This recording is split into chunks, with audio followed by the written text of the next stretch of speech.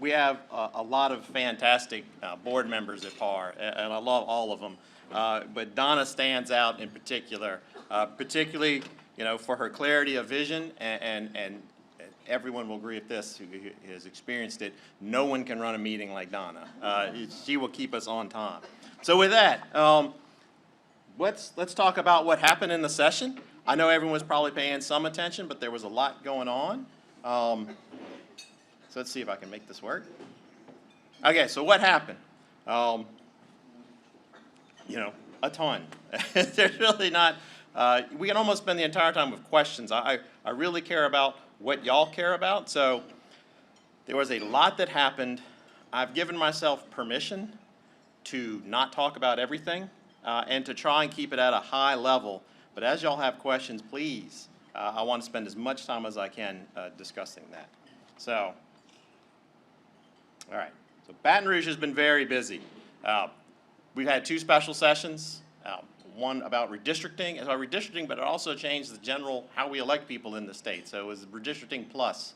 And then criminal justice, which was Landry's main, Governor Landry's main focus when he ran for governor. So that he had overwhelming success there.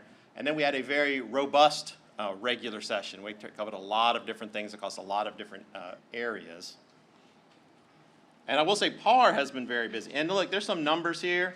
As Donna mentioned, I'm a spreadsheet data guy. It's not, don't worry about the actual numbers themselves, but just kind of see the peaks. Actually, see most of the peaks there, the big ones on the end, are actually in the fall. We spend a lot of time talking to the media during the fall because that's when constitutional amendments come out. And so we're in great demand. And you'll see the other little bump in the middle there. That's during session. We spend a lot of time talking about issues, but so was a lot of different people. But that doesn't have the most recent session.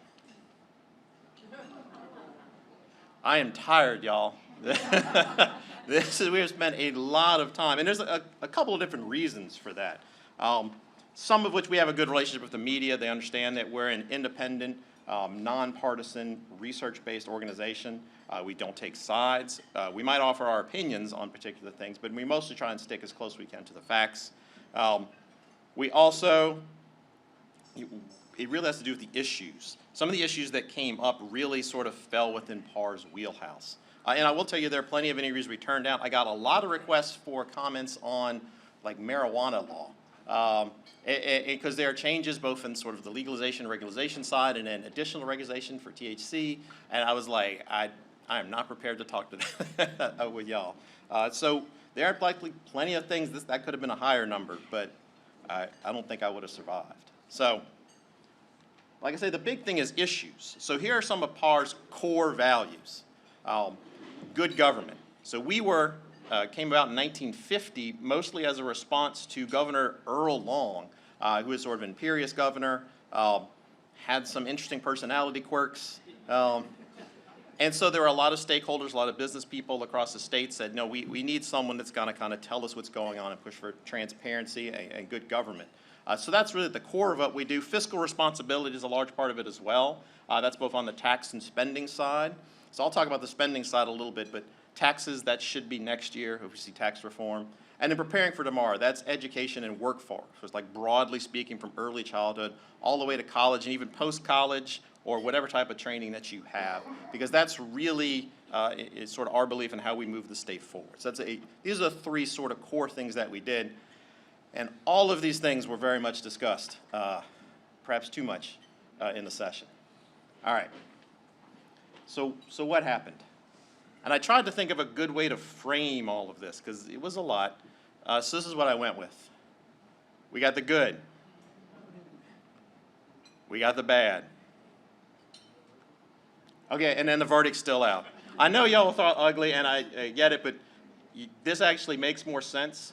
But y'all tell me, there's probably got to be some graphic designers in here. Can anyone tell me what that 3rd font is? Comic Sans. Which, so in my defense, is the ugliest of fonts. So I kind of tried to make it work. All right, so let's go through. And here's where it gets tough for me.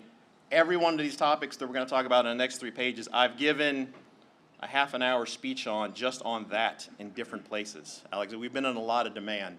The biggest one, under the good, is that these sweeping public records exemptions bills got rejected.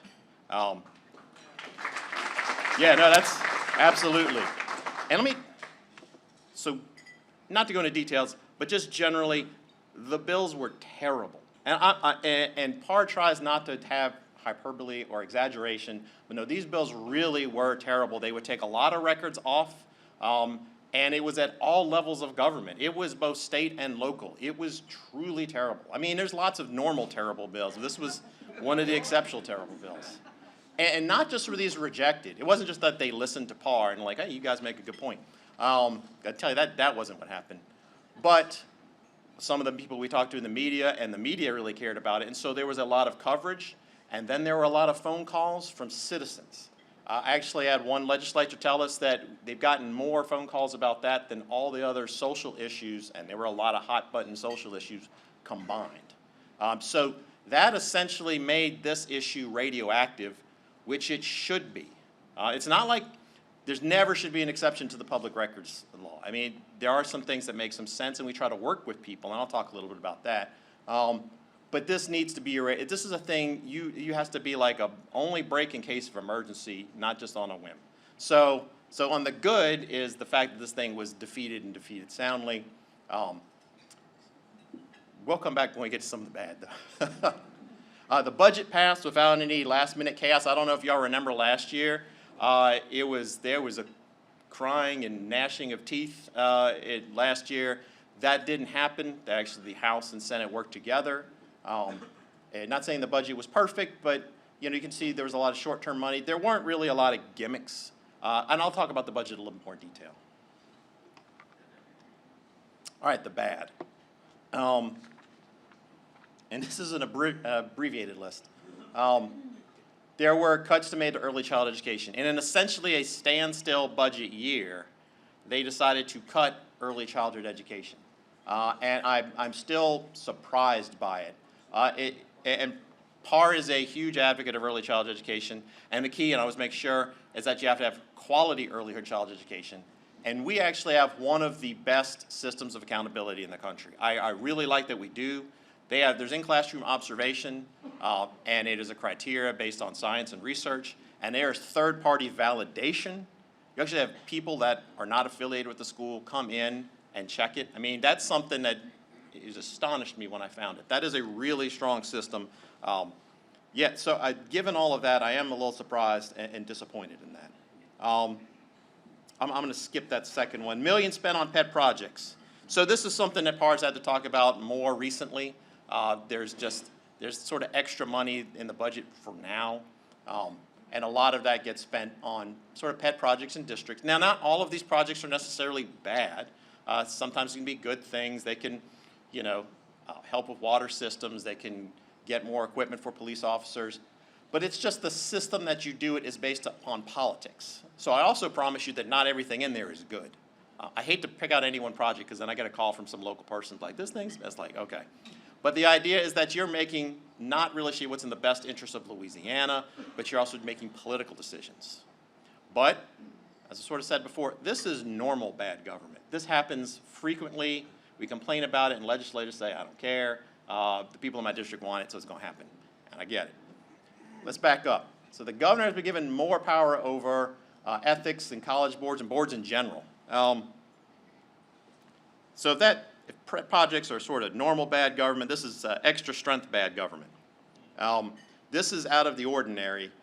There were a range of bills. Now, some of them allowed the governor to choose who the chair of committees or commissions. And higher education wasn't the big one. That was the one that got the most press. I will say this is a problem in the sense that it's helping to politicize the system. The system is already a little bit political. And on the other side, eventually the governor has all of the appointees, or essentially all of the appointees to the boards anyway. So this only sped up something that was probably going to happen anyway. On the other hand, you have things like the flood protection boards. And these were boards that were created after Katrina to move us away from political boards and things that really could threaten people's lives. And there was a whole process set up, a nomination process, to make sure we had people that understood engineering and science and really actually tried to focus on what we were doing with these levee boards, because it means that people will die otherwise. And this undermines that system, and you haven't heard much about that. So I am concerned about this. I don't want to be overly concerned because the governor has a lot of control in these boards anyway, so picking the chair is not necessarily that big of a deal. But some of these things, it really makes a difference. All right, separate and apart, you have the Board of Ethics. So just to make sure y'all understand, the Board of Ethics in the state, they are responsible for conflict of interest law. So making sure politicians or people in government don't give contracts to their brother-in-law, that type of thing. So that is one whole portion. That's the ethics, the Code of Ethics. And then they're also in charge of campaign finance, to making sure how they raise their money, making sure they're following the rules properly, making sure it is disclosed, and then making sure the expenditures are appropriate, so they're not, buying themselves a house. Those are both incredibly important.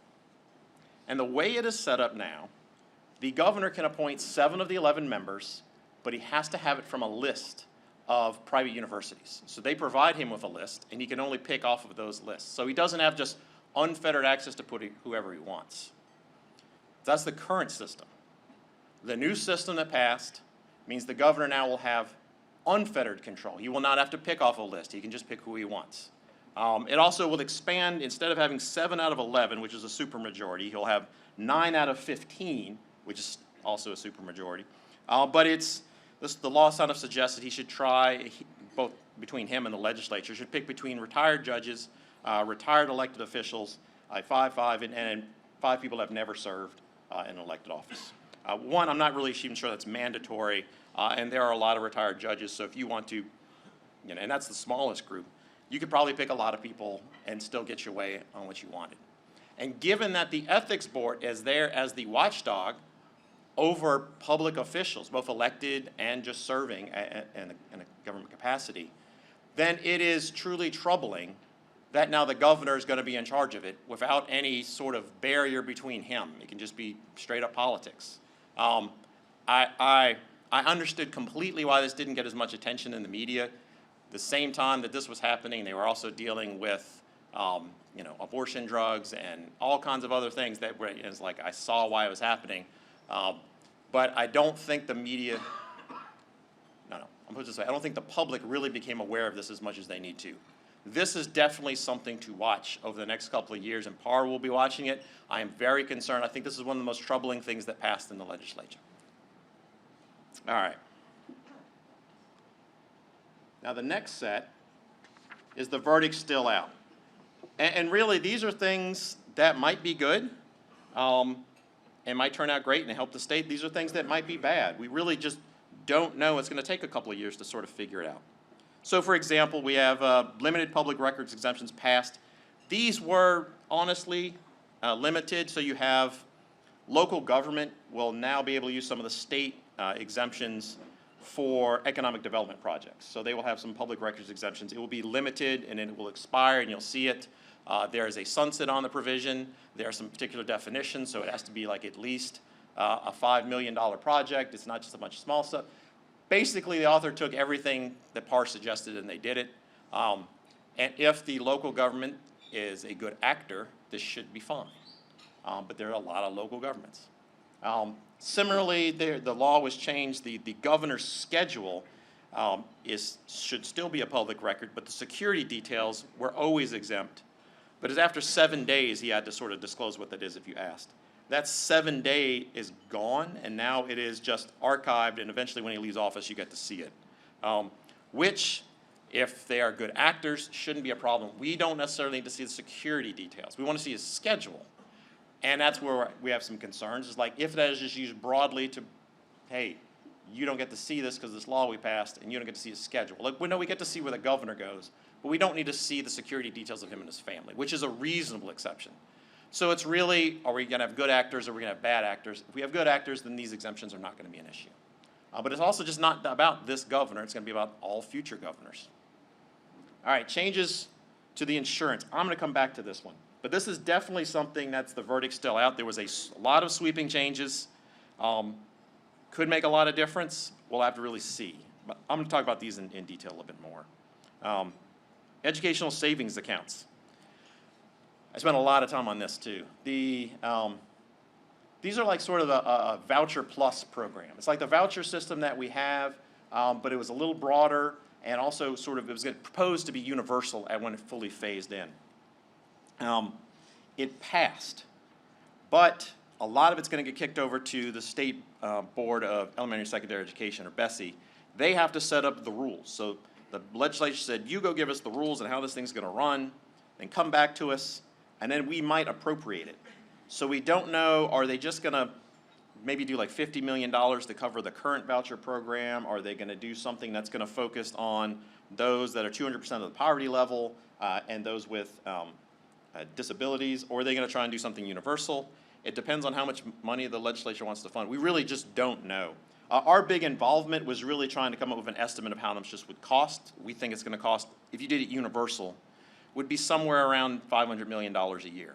And a lot of that would come for paying for students who would have gone to private institutions anyway, but then they get the subsidy. And that's why we kind of said, look, if we're not going to pay for the whole thing, maybe we can have some sort of emphasis or priority for those that have lower income or have some sort of disability. But we were not against the bill. We were very much pro-choice in terms of making sure students have options like the current voucher system and also charter schools. All right, constitutional reform. I spent an hour and a half on this last Friday, so I'm going to try and keep it short. Generally, this is dead for now. However, there is some discussion that this will come back. There will be maybe legislative hearings or a legislative committee put together that will look into this. I mean like in the next couple of weeks. And then there might be a special session that will be held to have another constitutional convention bill, and then we could still be back on track to have this voted on for this November. PAR was very much involved in this the whole way. We were one of the members of the governor's transition team on constitutional reform, and I was one of the proposed 27 delegates. So we were in the middle of it. We were providing all the advice we could. I'll tell you, PAR is very much an advocate of constitutional reform. Our Constitution is not a fundamental document. It has a lot of law. We've had, 216 amendments passed since 1974, 316 proposed. The vast majority of them had to do with Article 7, which is about state finance. So a lot of our tax code is, that's really the portion that needs to change. And we put out like a 90-page book with detailed recommendations. This is what you need to do. And a lot of it was to take some of that, I would take most of it, and then just put it in law, because that's where it belongs. Not change the fundamental rights or how a bill becomes law. And that seemed to be the thrust of what the administration was trying to do, but they never really kind of got out in front of it and said, sort of, here's what we're really trying to do. But I also understand that they also, if they said this is what we want to do, then everyone would have complained about, hey, look, they already have their plan. But what they did instead is, well, we're going to have this and we'll have a discussion. And everyone said, well, we don't know what you're going to do. So it is difficult. I do get that. But I do think there probably could have been a little bit more dialogue. I could talk a lot more about that. But let's move on to the budget. I'll go through these fairly quickly. Basically, it's flat. You can see this is overall budget. So this includes federal funds. So we're actually spending less in the state operating budget. That is mostly COVID money winding down. We're actually spending a little bit more in state dollars. And you can see the legislative and judicial budgets are up a little bit. The big thing here is to remember next year when they're going to have a budget that's going to be $400 million less, because a lot of revenue is rolling off because of what we did with the sales tax. We had a temporary 0.45 sales tax that will be rolling off, plus a motor vehicle sales tax that will fully go to the Transportation Trust Fund rather than the general fund. So they have about a $400 million problem. If you add in spending, it tends to be about a $500 to $600 million problem, which is a huge problem, but it's not as bad as when Governor John Bell Edwards took over. And that was looking more like a $1 billion problem. But it's an issue. Highlights, and again, this is killing me that I can't go into more detail. In education, this was a teacher stipend. This is not inside the MFP formula. So this is a stipend as opposed to a pay raise. So it's about $200 million.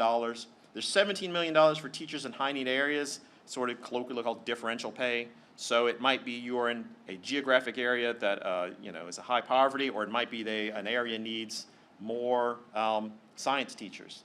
And so this allows some freedom for schools to kind of spend more. PAR is a big fan of this, by the way. Not that across the board spending or across the board pay raises are bad. They have their place, but a little bit more focus on that, making sure you spend the money on where it's most needed. I already mentioned the $9 million cut. There's $30 million for higher education initiatives. As that was phrased, that should be temporary. It's like, here's some money, get some stuff done with it, but don't expect that again in your next year's budget. There was a bill that passed that will allow for college infrastructure $2 billion, but it is dependent on borrowing. So essentially, and we did something very similar for community colleges when it was set up. So this isn't $2 billion you get to spend, but it is a possibility of having $2 billion made for a lot of deferred maintenance in some other buildings. Some other big things is increased personnel costs for judges, juvenile justice, children and family services, and those areas have been sort of understaffed, and so there's a lot of, everyone kind of understands, they got cut a long time ago, and it's never been sort of restored, and it's really gotten to crisis levels, and so this adds more money. It makes the problem worse next year, but I think everyone understands why we're doing this. And otherwise, it's mostly flat. This is, in a good way, not a super interesting budget. And this was mentioned before. There's about $700 million that goes to a fund, the Revenue Stabilization Fund. And that essentially, instead of oil revenue, it's corporate revenue. So if you reach over a certain amount of corporate income or franchise taxes, it goes into this fund. What they did is they sort of intercepted that, and with a 2/3 vote, they're going to spend it on these things. And these are basically the most important thing is that these are good things. These are not gimmicks. They are not adding to the operating budget. These are sort of one-time, I mean, they're going to take more than one time, but they're one-time dollars that don't grow the budget. You're building infrastructure is essentially what you're doing here. Deferred maintenance, water and sewer systems, we all know we have a serious problem. So we don't, at PAR, don't really have a serious problem of what they did with this. In fact, it seems like a pretty good use of the money. I would have liked them to pay down some retirement debt, but this is good too. All right, education bills. I already mentioned education savings accounts. There's a emphasis on math tutoring. We've had a lot of literacy training. Now there's a lot of focus on math, which is great. The MJ Foster program is sort of like TOPS Tech for adults. That is getting tweaked and expanded some. Tuition authority for high-cost programs at colleges. So now you can have different tuition costs, like maybe engineering costs a little bit more to have as a college, so you can charge a little bit more. That passed, and I'm not going to be editorial about this last one, just required posting of 10 commandments, and you can be for or against it. But what I do want to post, or do want to let you know, is that this is both for K-12, so like in 5th grade, you have to put the 10 commandments. And to be clear, it's going to include the 10 commandments, but also like a little historic summary of why this is important. So they're trying to include this is not just a religious document, but an important historical document. But it also includes higher education. So LSU is going to have to post this in all their classrooms. Which is just, beyond what most people would have thought. So it will be interesting to see how this plays out in the courts over the next couple of years. Now, insurance. We don't have enough time to go into all the insurance changes, and even this isn't all of them. Sort of two big groups. There's sort of the property change. This was a big issue among everyone. This is hitting people. Property insurance is sort of that first 4 bullet points, and the next 3 really have more to do with more tort reform or auto. The sort of idea with the first 4 is to type of more pro-friendly market approach, and that if we make the business environment better for insurance companies, we'll have more insurance companies come here, and the competition will help keep premiums down. And you got to be careful. People will say lower premiums. Probably not going to lower premiums, but it maybe stop them from growing as fast. The only one on this list that might actually reduce premiums is the fortified roof program, because the idea of you protect your roof, you go and you fortify your roof, and you go with your insurance company, and they will most likely work with you to lower your property insurance. The 3-year rule change essentially locked people in. Once you have 3 years, it becomes very hard for the insurance company to get rid of you. They didn't like having that on there. The good faith changes, in terms of setting a timetable, like the insurance company, you have so long to say, hey, this is when we're supposed to actually pay you and set up a schedule. This is only for catastrophic issues, though. And then file and use, right now you have to kind of go through an administrative procedure to raise your rates. This would allow someone to, an insurance company to essentially file it with the insurance commissioner, and they have a month to essentially get it back, and then you can start changing your rates. So it's a much speedier process, and it's more like what most states have, though I don't want to go overboard on that. Collateral sourcing, I'll come back to that one. All right, the tort prescription period goes from 1 year to 2 years. The idea is if you have an extra year before you have to sue, then maybe there'll be fewer lawsuits. And then the direct action is instead of being able to directly sue someone's insurance company, because then the idea is that, well, juries might think that this is deep pockets, and so they'll get that. So that was the idea. Collateral source. Okay, this is the biggest one in terms of interest, because that may get vetoed. There's a lot of discussion that this one will probably get vetoed. We don't know. The core of this is when you're getting damages, usually for an automobile accident, it could be anything.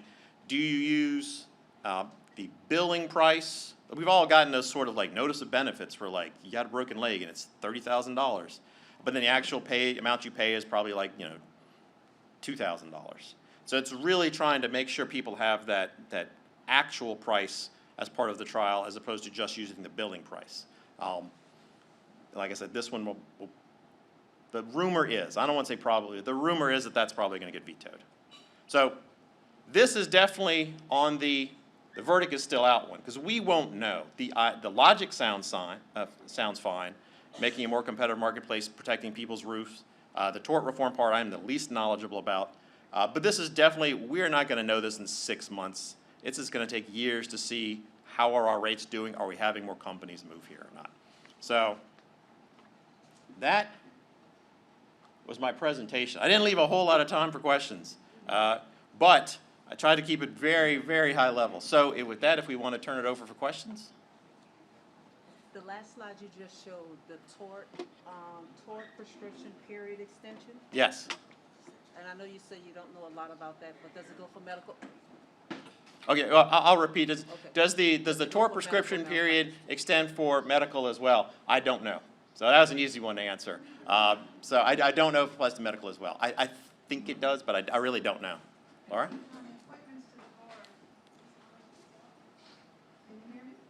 I can hear you. Can y'all? Okay. Is the appointment to the board been checked out in terms of accreditation for the colleges and universities? Yeah.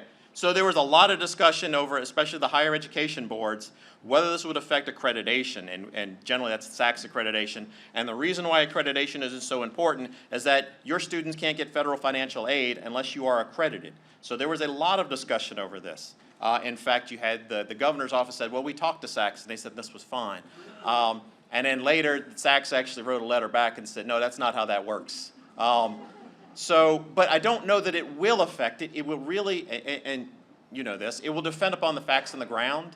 So you can have a system like this that can work, but you can also run into what South Carolina had, where it tends to be overly political. There are standards for SACS that says, the university has to make decisions and the board has to make decisions, and they cannot be overly political. And so South Carolina got in a lot of trouble, Florida got a lot of trouble.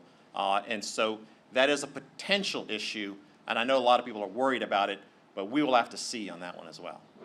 That's a great point to bring that up. Quick question on the college infrastructure. Out of the $2 billion that are for borrowing, available for borrowing, is any of that on grant money that is potentially forgivable to the borrower? So the $2 billion, is that potential? I missed that part. Oh, it's okay. So no. This is not for citizens. This will be borrowed by the state through a bond issue, and then they will give that money to colleges, they'll give it to contractors to build things on campuses. So yeah, it is not forgivable, but the state is going to pay the cost. So it's not going to be borrowing for like tuition. It's going to be borrowing to do construction and deferred maintenance. Y'all have great questions so far, as expected. So if nothing happens for free, have they determined, in terms of posting the 10 Commandments in the classroom,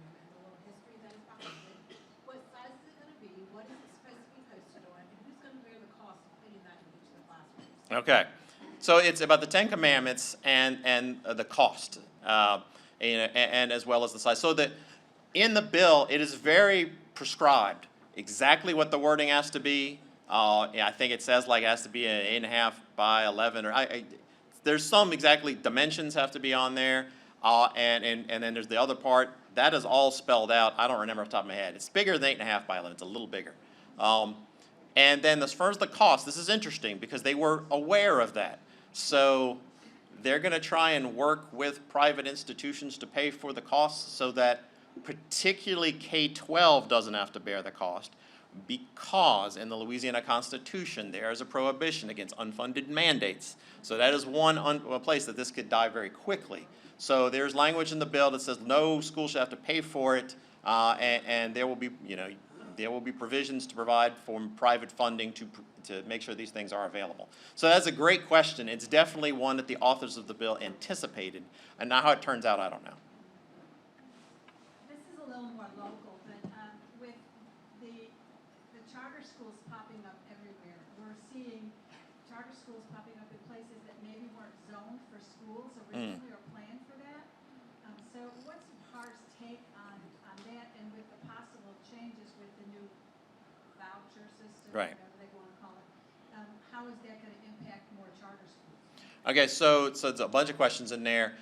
So it's about charter schools, particularly a lot of them are popping up and necessarily having issues with local zoning. I probably beyond my ability to comment on the zoning aspect. I did actually work in East Baton Rouge planning and zoning though, but it's still, that was decades ago.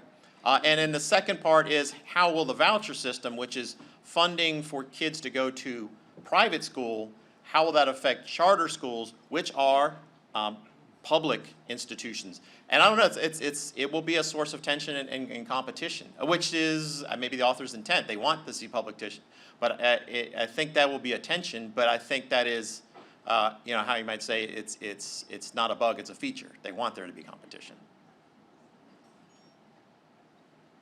Are we good? Are we out of time? That's it. Okay.